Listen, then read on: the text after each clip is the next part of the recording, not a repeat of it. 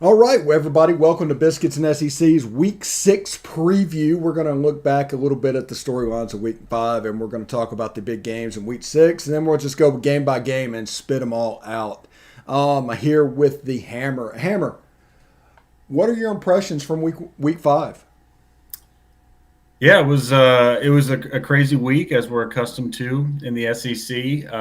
Some of the bigger storylines, obviously, that stuck out to me. I thought Alabama and Georgia sort of separated themselves even more. As we're getting into conference play, they both had big matchups, obviously with Arkansas and Ole Miss, and they took care of business. So both very impressive wins. Really had no trouble, and those games were out of hand pretty early. So impressive stuff from them.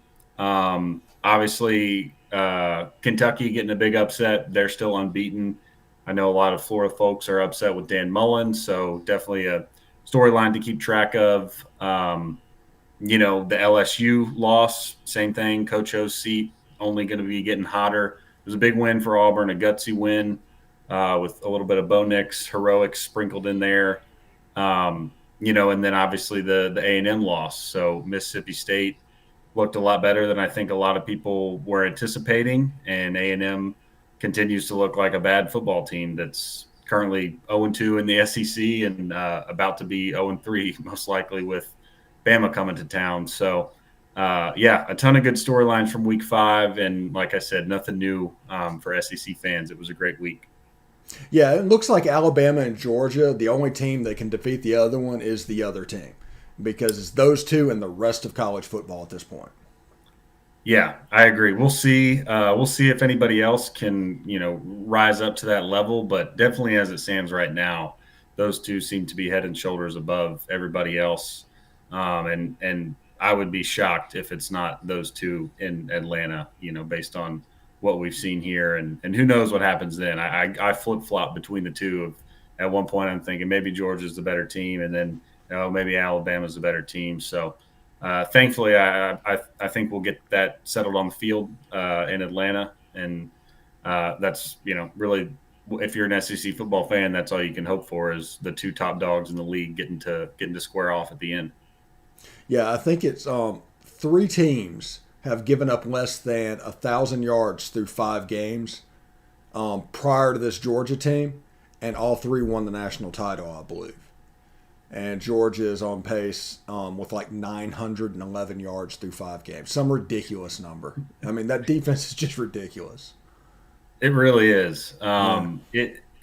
We'll see. Like I just mentioned, Bo Nix had some heroics against LSU. I'm fascinated to see how he fares against Georgia because no one's been able to move the ball. I mean, Arkansas, I don't think anybody was predicting Arkansas to have a great day offensively or even a great offensive team, but they hung 20 on Texas A&M the week before, and last week they got nothing. I mean, just there was no room for them to operate.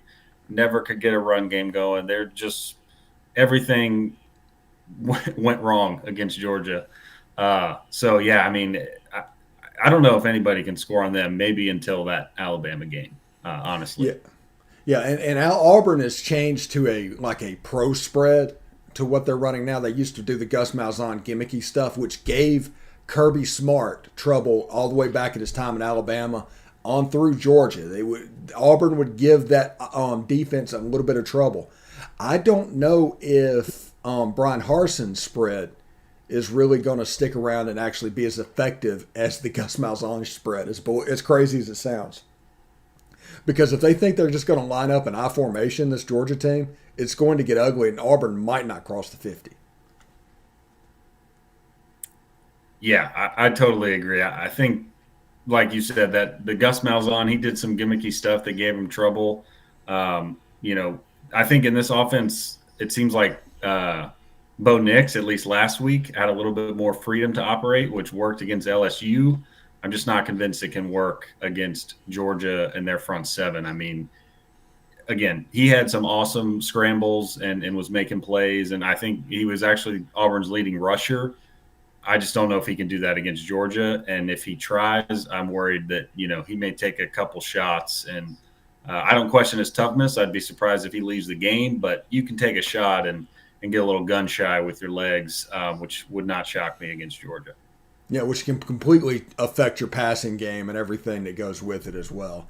I'm looking forward to that Exactly. game. I think Georgia's going to cover that. Well, I think it's 15 points, and I think they're going to cover it pretty easily.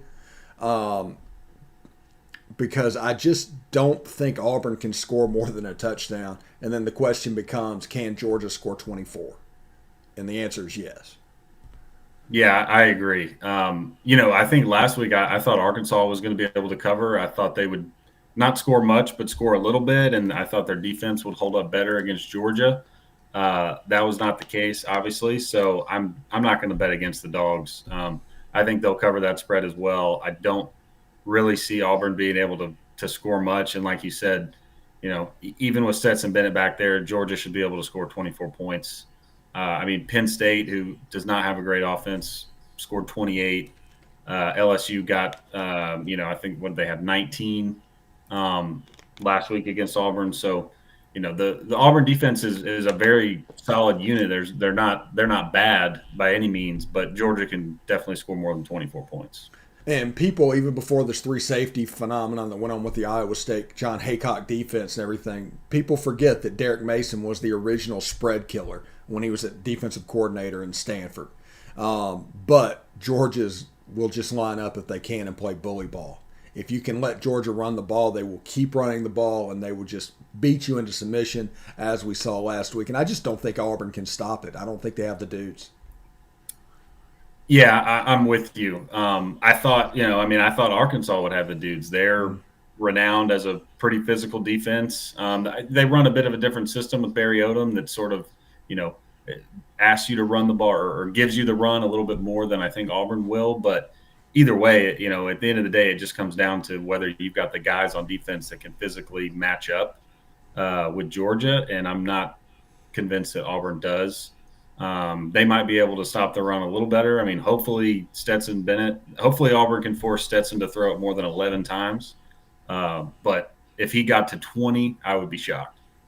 Yeah, if there's 20 passes in the game, that means Auburn's in the game. The lower the Georgia passes, the more of a slant towards Georgia it'll be.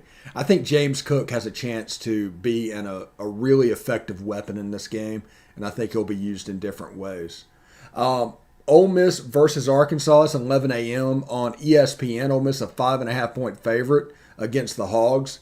This is kind of the PTSD game because you go in against Alabama, you go in against Georgia, you get slapped around, you're not ready for prime time. People forget Ole Miss and Arkansas both, just in 2019, were the complete laughing stock of the SEC West.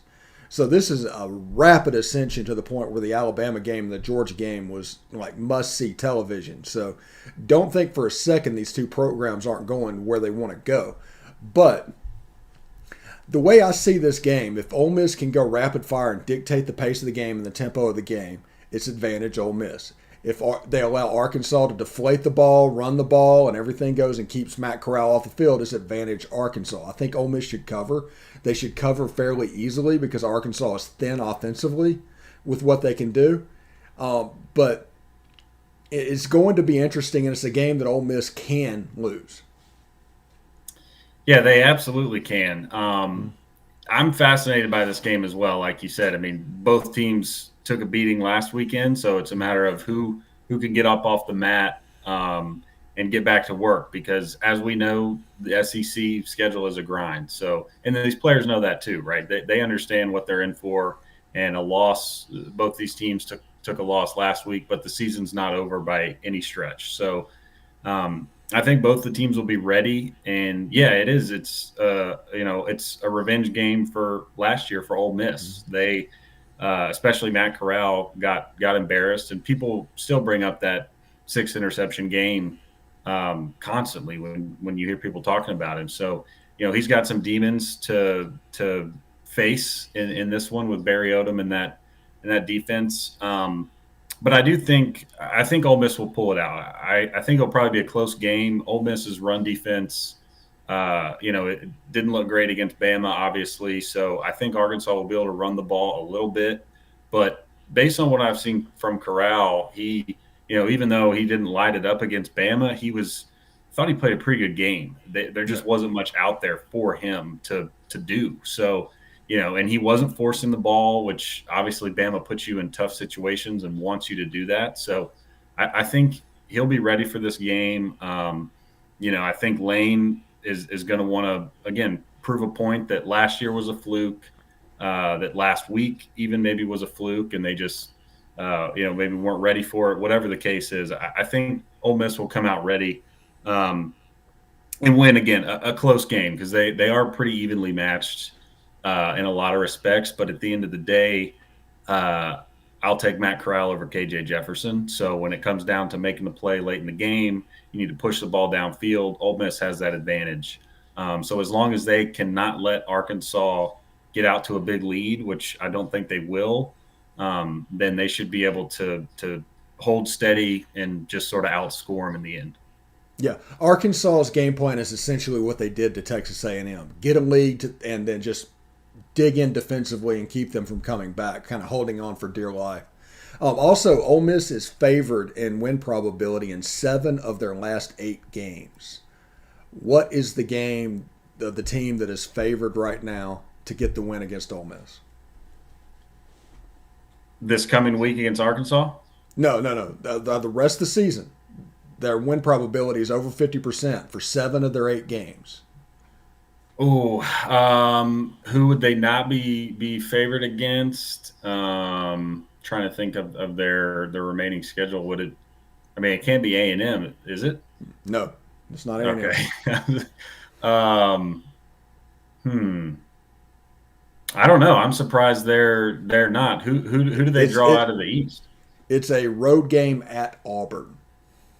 Okay. Is the team that is favored to get the W. Ole Miss, actually, believe it or not, even if you do superstitious things, they have not historically played well on the Plains for whatever reason. They just haven't played very well. So that one kind of pops up. But their win probability, LSU, they're favored. A&M, they're favored. Mississippi State, they're favored. Tennessee. And all of that's going on. I'm looking forward to next week, by the way, and we're going to get into the Tennessee game next. But I'm looking forward to Lane Kiffin going back to Rocky Top. That'll be a great atmosphere for sure. And speaking of Rocky Top, they're getting ready to go into dark mode this weekend, and I go back and forth. One time I look at them, I'll really like them. The next time I look at them, I'll really not like them. I've seen the white version of the dark mode with the black face mask and the black trim with the black outline of the numbers on the jersey, and that looks really good. But I don't know what to make of these uniforms. Yeah, I'm personally not a fan. I haven't seen the dark trim on the white. That sounds pretty cool, but the all black look they're going with is a little strange to me.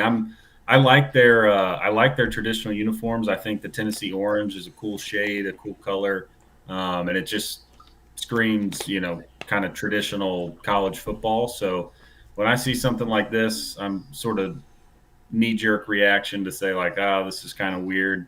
I saw something on Twitter, so this is not an original thought of mine. I don't remember who tweeted out, but they said it looked like a knockoff Oklahoma State blackout jersey. So we'll, Okay. yeah, like I said, I'm not a big fan of it, but hey, if it's one of those things, if the players like it, if they feel like it's going to get them pumped up, then that's great. I think maybe my biggest problem with it is the game is at noon, I believe. So if should have been safe for a night game. They play at night against Ole Miss the next week. Right. I get the blackout at night, even if it's non-traditional or looks totally out of the ordinary. At least you can somewhat understand where they're coming from. But a blackout game at noon is a little puzzling to me. This is just thinking about this. I think that they wanted this game in a game that they are supposed to win because they want to wear it pretty consistently. And if they went out against Ole Miss and just potentially got drummed, which is an option, superstitiously you might not be able to wear those again. And it kind of becomes like the Georgia doing the blackout against Alabama 10 years ago and just got skull drug all over the field. And you didn't see those again, I don't think, until the Cincinnati bowl game last year. So that's what I think is going on. But speaking of Tennessee, South Carolina, good defensive team. Surprise, surprise. Will Muschamp could recruit defensive players. Offensively, though, they struggle. They are an ultimate struggle bus on offense. But the good of South Carolina is going to match up with the good of Tennessee as far as offense and defense, and the struggle on both sides of the ball. So it's a little bit closer to a more evenly matched game than many people realize. Yeah, I agree. We've talked all year on South Carolina, just how they are very limited, especially offensively, personnel wise. They just don't really have any playmakers. Kevin Harris has been a little banged up, and even when he's been there, haven't been able to establish anything on the ground. But they play hard, and they fight for 60 minutes. So that's a credit to Shane Beamer. To me, I just think being a home game in Tennessee, they're going to have too much for South Carolina to keep up with. The Gamecock defense is solid, but it's not elite. So I think Tennessee will be able to put up points. Not as many as they just did to Missouri, but I still think they'll put up points, and they've looked a lot better since Hendon Hooker took over. So I think Tennessee will be able to pull this one out. With relative ease, I would say, maybe a 10 to 14 point game, somewhere in the neighborhood of, I think Tennessee will probably score somewhere in the 30s, and South Carolina, maybe high teens or low 20s is kind of my guess. Yeah, as long as they can run the ball. And I like Tyne Evans at Tennessee. I really like that running back. Hendon Hooker is a little bit better with the deep ball. They do have the equivalent of Featherstone out there on the outside. That can't catch a single lick. I've seen him drop passes, just unruly drop passes, almost in a comedic way. So that's a little bit of a work in progress, but you can see the building blocks in place. And Rodney Garner is on the UT staff. And you might not know this because this is a little bit before your time, but a lot of the Tennessee secrets from the late 90s and the early 2000s was in their recruitment of Atlanta, in which Rodney Garner was a key piece of that recruiting team. And he's finally come back to Rocky Top, and you're starting to see some commitments percolate from that area that should theoretically bring Georgia down just a little bit, should raise Tennessee up just a little bit, and we'll see. I think Tennessee has a chance to make this work if they're patient. Yeah, I'm not familiar with Rodney, but that's a great point. Obviously, that Atlanta metro area is just a complete hotbed. And outside of Georgia, when you look at it, I know Clemson raids Atlanta like crazy, and Clemson's a little bit down. I'm not as certain as Paul Feinbaum is about their dynasty being done, as I believe he declared, but. Recruiting is a very fluid space. So anytime you can maybe have an advantage over a team, even if it's just for a year, I think that is huge. And Tennessee needs that to get back, because there's not enough guys in the state of Tennessee to sustain, an elite level SEC program. So they've got to go out to Georgia, to North Carolina, and hit these other states hard and pull kids. So there's a little bit of excitement in Rocky Top, and I think deservedly so. Like you said, they're a work in progress, but a lot of the stuff we've seen on offense has looked good, and some of it has been pretty self-inflicted. You mentioned drops. We've talked ad nauseum on here about Joe Milton not being able to throw the deep ball when guys were open. So you can see, if they had a little better execution, that, all right, there might be something there. So again, I think they'll get the win this weekend, and they'll be making a push to get a bowl game by the end of the year.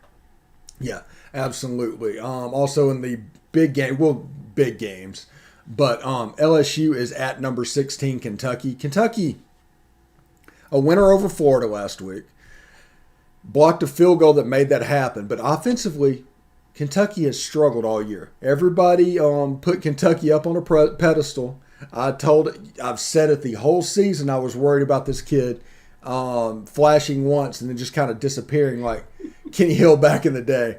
That appears to be has happened, because if you look at Kentucky's stat line, their stats look exactly like it did when Terry Wilson was the quarterback and Eddie Gran was the offensive coordinator. Is hand the ball off to that stable of running backs. If they're effective, you can be effective. If not, you're going to be a little bit in trouble. Yeah, I think you nailed it there. Levis, I mean, looking at his stat line from last week, it's pretty bad. He completed, I think, 7 passes, only attempted 17. And his only big play was a bubble screen to Wandale Robinson. So it's not like he made a great throw down the field. I mean, he threw the ball uh, laterally a couple yards, and Wandale took it to the house. So he's struggling, and I think part of that too is outside of Wandale, I don't really think there's guys that can make big plays. So they sort of have to force feed Robinson, and teams obviously have caught on and are just sort of trying to blanket him as best they can. But like you said, it looks like a traditional Kentucky team. They hand the ball off to Rodriguez. They play very good defense. Obviously, the special teams play last week, returning that block, was able to. They just have a lot of good momentum right now. I'm not sold on this Kentucky team, but I think I'm going to take them against LSU just because I don't trust LSU. And we saw Kroger Field was, I hate that name, but Kroger Field was rocking last week, and Florida, I think, had 8 false starts. They were just killing themselves all over the field. And when you think about teams being disciplined and being able to withstand, some of the hype and the atmosphere, LSU is definitely not the first one that comes to mind. So I think Kentucky will be able to run the ball on them. And I think Kentucky's defense will be able to hold up pretty well, again, just because LSU, they can't run the ball. They don't even try to run the ball. And it's really just Max Johnson dropping back, and he's looking for Kayshon Boutte to get open and praying that he does. So if Kentucky can figure out a way to limit Boutte, which is proven very difficult, he's putting up great numbers, but there's just not a lot of movement on the LSU offense unless the ball's in Boutte's hands. So on a road game with everything LSU has going on, I think Kentucky will get another win. You need to be careful saying things like that, or you'll end up in a fishing hole in Louisiana or something like that. That's right. Yeah, that's a good point. I make sure that Edo doesn't hear that. Yeah, he'll get you disappeared. Apparently, apparently that's the so. thing he does. So yeah, I can't believe that. You can't be an SEC coach making $1 million a year and then say something like that about a prank call on a coach's call-in show. Honestly, I mean, it's harmless, but you say stuff like that. I mean, it's giving them ammunition. They already want you gone. They want you to react to that because that's in turn going to give them more ammunition to get rid of you. Yeah, exactly. It's all about the wins and loss columns. If LSU's undefeated and he makes that comment, then nobody blinks an eye. But because he's got a couple losses already, with a tough schedule remaining, people are not happy. They jump on him. I'm just surprised he's still taking live calls because it doesn't take a rocket scientist to realize what's going to happen when your team's not doing well at LSU and you're taking live calls. You're going to get prank calls and you're going to get people that are saying some pretty outlandish stuff. So I'm surprised he's even taking them. Yeah, it's simmering right now, but they have this week, number 16 Kentucky at Kentucky. Next week, they play Florida. The week after, they go to Ole Miss. After that's Bama. After that is Arkansas. Yeah, I mean, every single one of those games is an expected loss or, at best, a 50-50 coin flip. So, like I said, I just picked Kentucky. I think they're going to win, but if you're an LSU fan, this is the game you really want because Kentucky, for all the good we just said about them, there's also some bad in there. So they are very gettable if you play a good game and can figure out how to stop their run game. So, if you're an LSU fan, you better be praying that they get this win this weekend. Yeah, and also the scary thing about it, everybody sees the Kentucky game from the LSU perspective. Oh, look at this offense. We have a chance to get them. But you also have to realize that Kentucky offensively has not put it together. They have weapons on that side of the ball. There's going to be some day where that offense just clicks. And whenever that comes out, it'll probably be the Vandy game. They'll waste it then. But I mean, it's something like that. They're Right. up 68-0 on Vandy. I am not picking Vanderbilt to cover a single line the rest of the season, no matter how big the number is. And that UConn game just broke me of that. I was like, okay, I give Vandy credit. They're playing UConn this week. No, no, they're dead to me. They're like Oklahoma. I'm going to pick against Oklahoma every game the rest of the season because every time I pick them to win, they screw it up. Yeah, I'm with you. That Vandy game Mm. was painful. I mean, I don't know if you saw some of the highlights, but how UConn was able to score on that fluky long pass play to get the lead was crazy. And then your boy Ken Seals, they left too much time on the clock, and he took Vandy back. I think under a minute left, and they kicked the field goal as time expired. You know, glad they got the win, but yeah, like you said, UConn is terrible, and to need a last second field goal to beat that team just shows you how far Vanderbilt has fallen.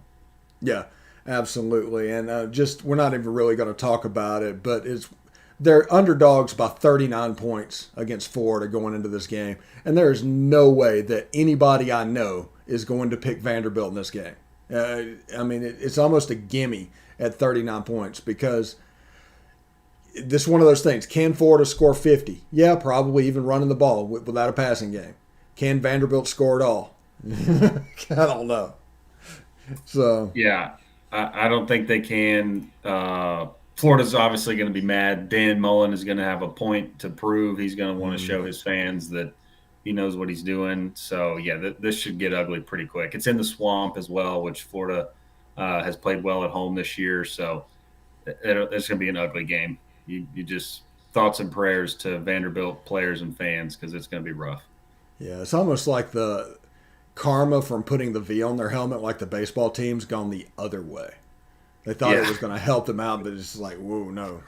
Yeah. Also, North Texas is at Missouri. I expect Missouri to bounce back. I think Missouri is a 19-point favorite against North Texas, but ask Arkansas. They can jump up and get you if you were down. And, I mean, missing Jalen Knox, missing Larry Roundtree, it's really affected Missouri this year. And defensively, that team's just back to struggling to the point where they fired their defensive coordinator or defensive line coach. Yeah, the Missouri defense, I don't know what to say about them. They uh, cannot stop the run to save their life. I think that Nick Bolton loss obviously is looming large, but it's way more than just one player. I mean, they cannot stop anybody on the ground. Boston College ran all over them. Obviously, Tennessee ran all over them, and just did really whatever they wanted offensively. So I do think Kentucky will get back on track this week. But when you look around, the SEC, other than Vanderbilt, I'm not sure I would be picking them to win many games the rest of the year. No, I don't know if I think if in that Vanderbilt game, I just wouldn't take it because Vanderbilt be trying to lose, Missouri be trying to lose, and it could just end up, it end up with it as a cluster. Now, Yeah, the CBS primetime game, I'm sorry about laughing about that. I really am. The CBS that's okay. primetime game is Alabama and Texas A&M. Now, Ole Miss intentionally wanted to poke the bear last week. That was their game plan. They wanted to do that because they wanted to see what Alabama looked like at their best because they needed to know where they needed to get. And it turned out to be a 21-point game, and Lane kind of panicked a little bit in the second quarter that allowed that game to be perceived like bigger of a blowout than it was. But I'm like, you should poke the bear every week. If you can get that Alabama, make them do that every week. Every team should make them do that every week because they can't. And that's going to help you get better. That's going to show you where your deficiencies are and how you can affect it in the transfer portal and in recruiting. Now, in this game, Texas A&M's going back there and have a statue playing quarterback. That is generally a death sentence against Alabama. Historically, I mean, that's going back 10, 11 years with Nick Saban. If you have a statue back there that wants to stand in his spot and just direct the game an old school pass. Other than maybe Steven Garcia, I don't know if anybody has done that. I like Isaiah Spiller. I like the other running back, Achang, and also like that little slot receiver. There's some weapons offensively that you don't really know why A&M's as bad as they are offensively. And defensively, they're a good club, especially when they figure out what you do. Whenever they have trouble, it's generally from the script. It's all the stuff that's scripted out. And once they get that figured out and start playing the game, Mike Elko kind of shuts you down. So it is important in this game. It genuinely is important to make Alabama work. Make this a methodical, low-scoring game. 17-10. You might lose. You might lose 24-10. But that's better than this getting out of control, because it could get out of control. Yes, man, you nailed a lot there. So yes, first of all, CBS has got to be kicking themselves for choosing this game. Now, obviously, there's a lot of stuff that no one really saw coming that's going on at A&M, but I don't think this is going to be a very good game. As much as I would like to say it will be, it's just exactly what you pointed out. A&M offensively has nothing going on. Their offensive line has not been able to pass block at all. Calzada, I think they're last in the SEC in terms of the sacks allowed.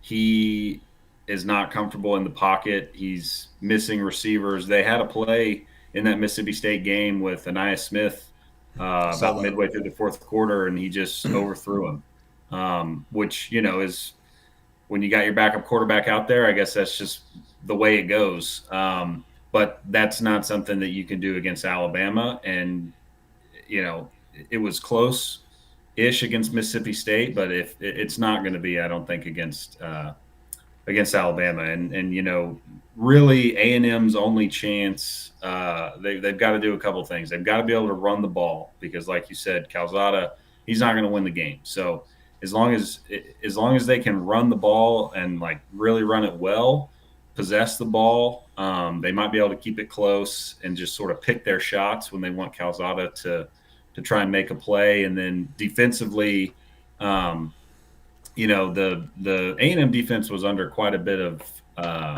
scrutiny after that Mississippi State game, which I understood partly just because it looked really easy for Will Rogers. They weren't able to get much pressure. Rogers was out there picking them apart. He threw for over 400 yards. But, you look up at the end of the game and their offense scored 24 points. They only scored 7 in the second half. And then obviously there was the safety at the end. So, like you said, they were able to adjust and sort of get their feet underneath them.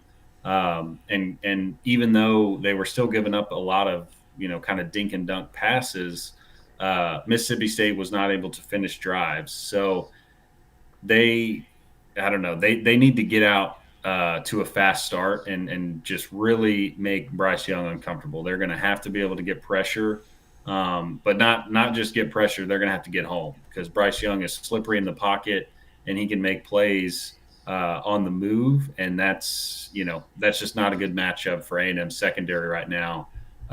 Having those, Bryce Young on the move, making plays with those receivers running around. So they're going to have to not only get pressure, but get home and probably force several turnovers. If they can get a fumble or interception, which as good as the defense has been, they haven't been good getting turnovers. So that's going to need to change. But again, that's all hypothetical stuff. I don't see much of that happening. Bryce Young has taken care of the ball extremely well all year. Alabama's been able to run the ball well. A&M's defense has been pretty susceptible to the run. So, you look at Bama's offense and they're a lot more balanced, I guess, this year. And they don't make as many explosive plays, which is probably just because they don't have Jalen Waddle, Devonta Smith, and all those guys. But they're extremely efficient, and that's what I expect to see this weekend. I would be surprised if A&M can move the ball much on offense. Alabama knows if you stop the run and make Calzada beat you, he can't do it. So I think the point spread's opened up at 17.5. I don't know what it's at now, but I would take 17.5. Yeah. I would take Alabama. Similar to Georgia, I think I'm going to take Alabama the rest of the year until someone proves they can, uh, match up with them. So take Alabama in the points. As an A&M fan, that would be my advice. So I'm going to go back to the Mississippi State game real quick before we get out of here. What made Mike Elko decide to not play drop 8 against Mississippi State? Every other team that just consistently does it play after play after play has shut down that offense. Every play in Mike Leach's arsenal is a man beater. And A&M came out and played man coverage about half the time against Mississippi State. Yeah, I don't know. That's I was a little bit puzzled by their strategy as well. They were, for the most part, they were only rushing three, at least on the D line. They had a lot of 3-down fronts or 3-man fronts. But yeah, I really don't know. I think they meant seeing how well Will Rogers was going to be able to operate, because when they brought pressure, Rogers knew exactly where it was coming from, and he hit his hot route. And then, like you said, when they would go to man, you could tell how quickly he picked it up, and he made him pay. I mean, they had that one touchdown before half where he threw kind of a longer fade down the sideline, because he knew immediately, hey, I got one-on-one with I think it was Polk who caught that one, and he just threw it up, and it was a great throw and catch. I really, like I said, I think if you're being critical of the Aggie defense this past weekend, it was more about sort of the scheme and strategy than actual execution, because it seemed like they just didn't have a good plan. I think really they thought they were going to be able to get a lot more pressure and get home with their D line. And once they weren't really able to do that, they had their secondary left out on islands that were getting picked apart.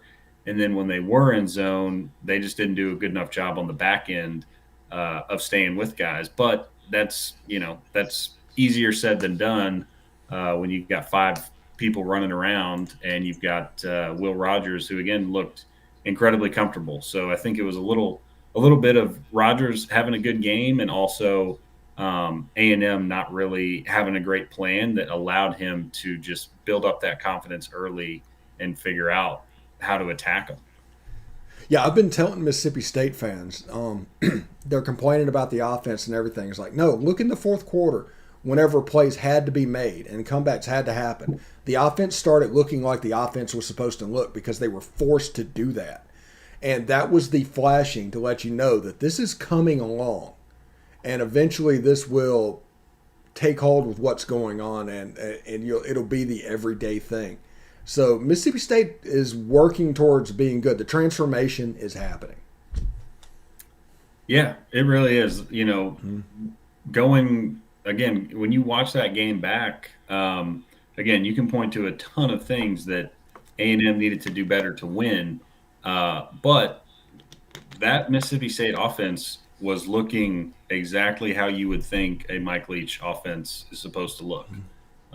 They were executing extremely well. They took shots when they needed to, when there was a zone or they had guys over the top on A&M's defense. They took what was given to them and were dinking and dunking. So that was, again, it was just a great game plan, I think, by Leach and that coaching staff, and great execution by Rogers and that wide receiver group to really just play pretty much mistake-free football, and just take what the defense gave them. So, yeah, if you're a Mississippi State fan, I think you should be encouraged with how they looked. And again, when you look at their whole schedule, I mean, they've been in every single game, and the 2 games that they lost, one of them was pretty fluky. And even LSU, like we talked about, hit a couple big plays, but it's not like LSU ran away with that one by any means. So they've been in every game, and I think they probably will be for the most part moving forward. Yeah. All right. For the Hammer, I'm Stephen Willis. Thank you for tuning in to this Biscuits and SEC Week 6 preview. He'll be back next week to preview the SEC Week 7 slate. Until then, we'll see you next time.